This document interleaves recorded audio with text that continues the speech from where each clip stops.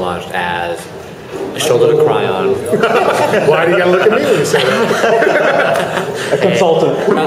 A place to come get food. A place to stay. And that's how I see it, because, from really, we launched the show together, but the team here around me is really the team that's kept the show going, and that's how I see it. He's being a little kind. As I've said before, Alex and Bob are both at the beginning and throughout much more involved than I ever would have thought they were going to be capable of. But one call a week is like they're so involved, But they actually care about this. They care about this. That's it. Good, thanks everybody. Anyone else? I know we asked a bunch of questions to you guys about BotCon and stuff, so I didn't want to repeat that. So I'm trying to think of some new ones. What are we going to? Ask you a question then. What should happen with the next Transformers movie? Should it be like a continuation of what all Cybertron we're all no doing? humans? What should we do in that movie? All Cybertron. Not that anyone's asking. All on Cybertron, no humans in the movie at all. That's what couple humans. I don't think they'll do that. I think they want humans. I feel like that's.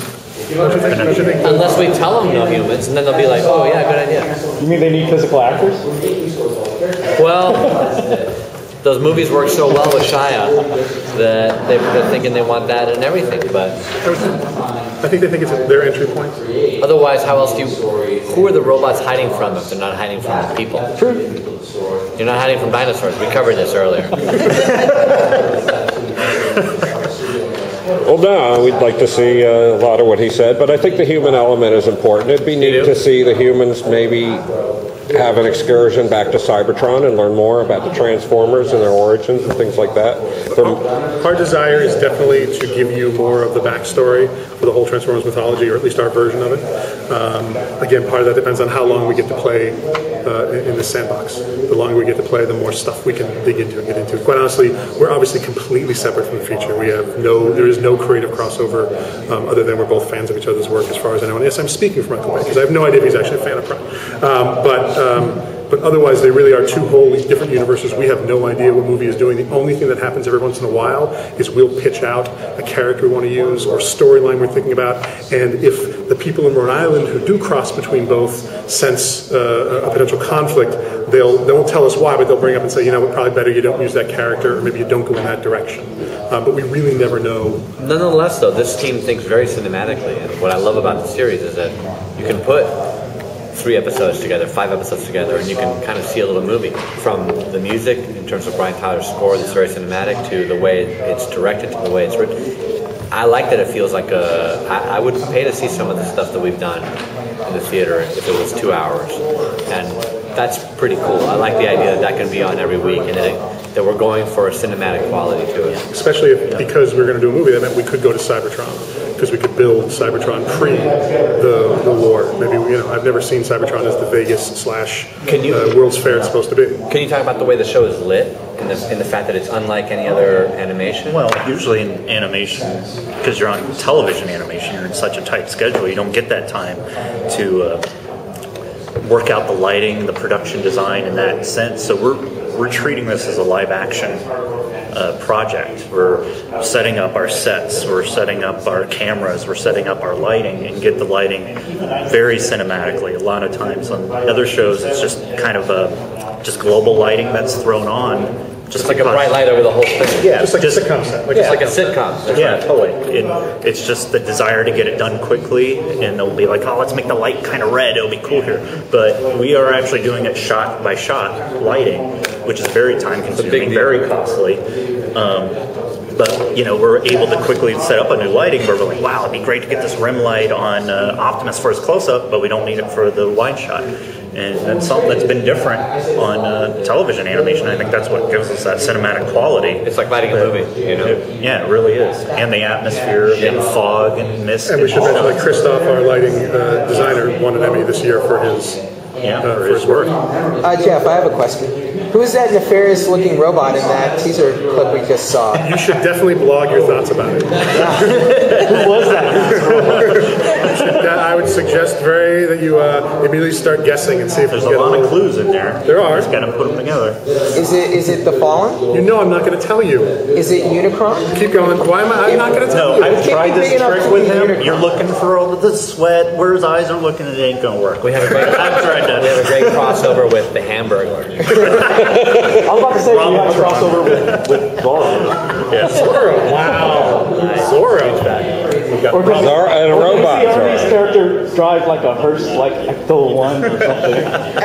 Ooh, very nice. At BotCon, you mentioned showing things that were referenced before, specifically Unicron, because the Dark Energon is from his blood. Does that mean maybe season 2 we might see Unicron some way, somehow? I would say, again, that like the Native Americans, we use all parts of the buffalo.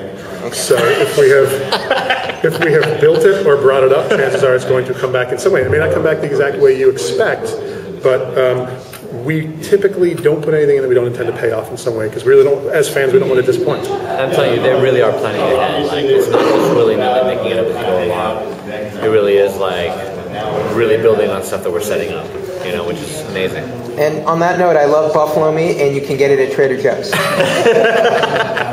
And that's a good way to keep the buffalo around, because if you need to keep eating it, you need to keep breeding the buffalo. So there you go. And our show is, in fact, just food for the masses. So there you go. Our show is free range. So if you have Dark Energon, is there like a vaccine or anything? You know, like light Energon, you know, dark side, light side. That's interesting. Great- I mean, yes, there is. We Yes? thought of that already. Okay. So it's not your idea. I would suggest that there may actually be more than just those two kinds of energon, yes. Oh, Perhaps so it's there's like lots. blue kryptonite and There's diesel fuel, and there's 89, and 87, and 91. Ethanol. all. Flex fuel. Knockout has become sort of a very, breakout hit character. What was the impetus in thinking behind Knockout and how he sort of became, this sort of very cultured Decepticon who's very smart and neat, and he's an auto enthusiast, right? Yep. I think, again, when we know we want to introduce a new character, we should kind of start from a place of what personality type are we maybe not representing in the show thus far. You don't want to put 2 or 3 of the same personalities in a small ensemble, because there's nowhere to go with them. They're the same characters, and we're so limited in how many characters we produce that we try really hard to, if we're going to bring somebody new in, have a very different point of view for them, a very different attitude for them. And one of the things that especially Dwayne had kind of been thinking was, all right, they're all cars, they're all vehicles by necessity, but what if at least one of them really enjoyed that and actually went out and took advantage of it in ways that the other bots never would think to. So that's really what it grew out of. We'd love to base a character on Michael Bay.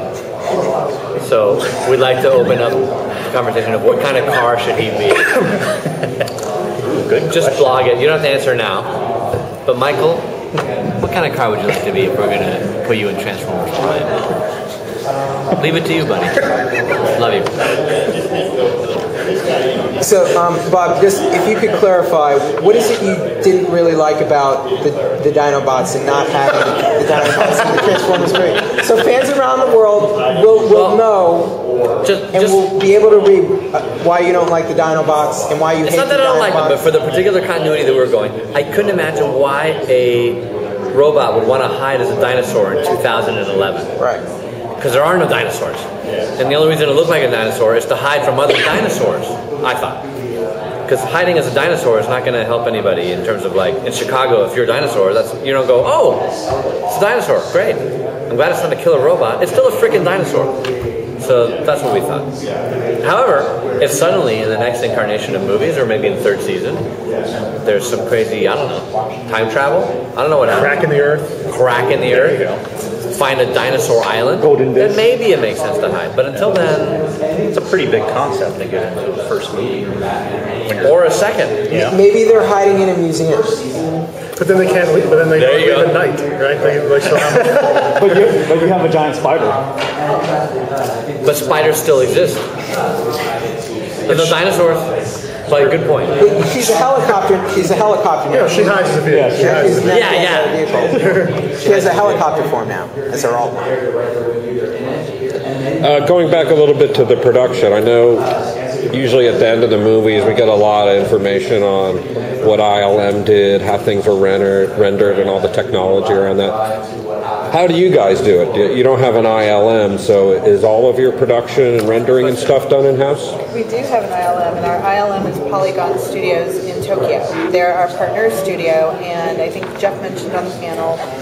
They're amazing. When we came into this project, I had worked with them briefly. Jeff and Dave had also worked with them on a previous series, and we just knew that they would be the right studio to kind of challenge themselves and kind of partner up with us and be equals with us along the way. So we send all of our our blueprint work, our design work, our early CG models, we send everything to them, and we work hand in hand with them back and forth. And they're the crew. They're the part of our crew that builds all the assets, that does the animation, and then they do all the rendering there. And despite the turmoil in Japan, they haven't missed a beat. They are our heroes, and they're amazing. They were there 24/7 during that time, and just really worked to make sure that they would stay on track for us. But the biggest thing is with all the designs and everything, like Jose was saying on the panel, everybody kind of brings their own level.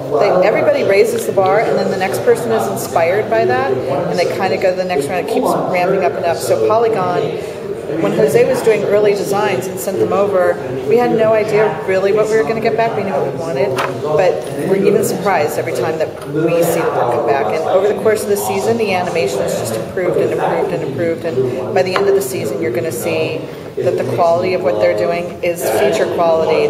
They really challenged themselves. They're so excited about the stories, and so there are names at the end of our credits. They're all under Polygon, and they are our ILM.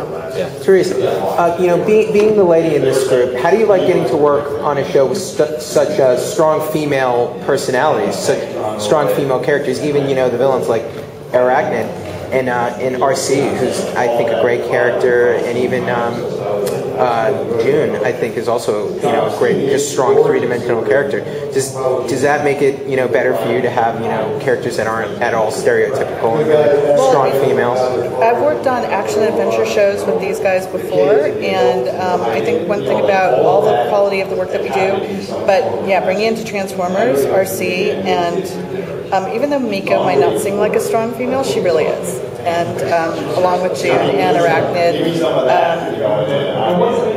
I think these guys are just equal opportunists. They don't write towards a female or a male character, so it just elevates the qualities that we all bring to the table. And we actually have quite a few female crew members on our show. So this whole crew is absolutely bisexual.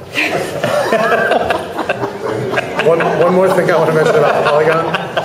So a number of us had worked in before, and we suspected that they were the guys, but it's Hasbro, it's the first show for them. They actually wanted to go out and kind of explore some other studios as well, just due diligence. And I will tell you,